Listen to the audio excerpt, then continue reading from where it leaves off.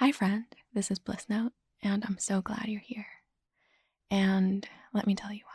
Well, first, this audio was inspired by Treat Thompson's newsletter. You can find the link to more of his work in the show notes.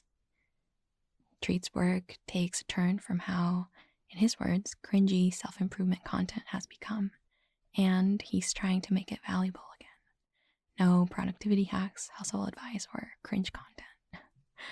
And I really connected to this particular piece because it's so poetic and vast. So, okay, zoom out of your life for a second, away from your work deadlines, your personal goals, friends, family, and everything else going on in your world right now. Take a moment to think about how you are a life in the universe, and that simply getting to be here is a phenomenon. Which maybe sounds obvious or even a little trite, but really to me, it never gets old. When I really stop to think about it, it's magnificent. Author Dr. Ali Benanzir puts it like this.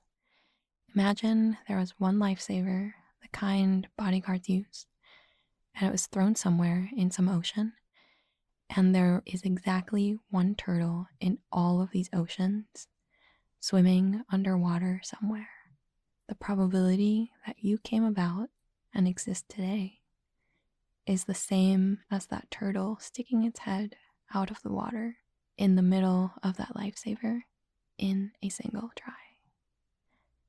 More numerically, the odds of you being born are 1 in 10 to the power of 2,685,000. That is a 10 followed by 2.7 million zeros. So practically zero chance. The universe worked so hard for you to be here today.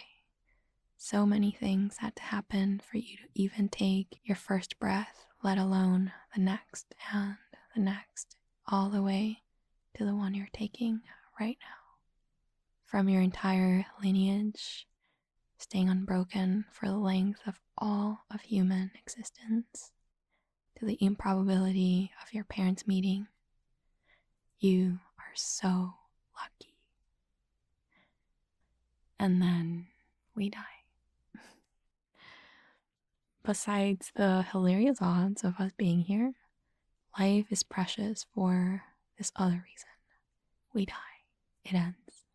The price of winning the ultimate lottery is two things: life and assurance of death. It's a terrifying dilemma we live with, but it's also what makes life valuable. I like this line by poet Liesl Mueller. What exists, exists so that it can be lost and become precious. It's like a ride at an amusement park. Spending an eternity on a single ride wouldn't be very fun. And although it sucks when the 2 minutes are over and the ride ends, doesn't the experience of riding it at all make the sad feeling worth it? The enormous role that chance plays in our existence also makes death a privilege in a way, because to die means you got to live. Is that a stretch? What do you think? Having sorrow for death, in a way, means having sorrow for life.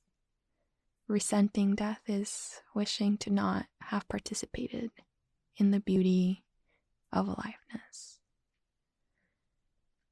And so, thinking of this makes me feel like we're in a private club or something, like it's me, you, and every other person on earth. Everyone you see at work, at school, in traffic, at the gym, or the grocery store, on social media, has made it to life by the skin of their teeth. We're all taking part in this very exclusive event and just walking around like it's no big deal. This is everyone's first time living. It also makes me feel special in a way, like we're all celebrities. Like, why us, right? Why did we get the fortune of being born? and getting a turn to experience life. And as special as it feels, I also try not to confuse it with being significant. I keep in mind that this gift of life is so temporary. It's a joyride, and when it's over, we have to go back to wherever we came from. There have been about 100 billion humans in Earth's history, and there will be 100 billion more after us. And right now, it's your turn, which is a big, big deal. Which is a big, big deal. And also the complete opposite at the same time. And well, now you have to make the most of it before your turn is over. Thanks, friend. I hope to see you next time.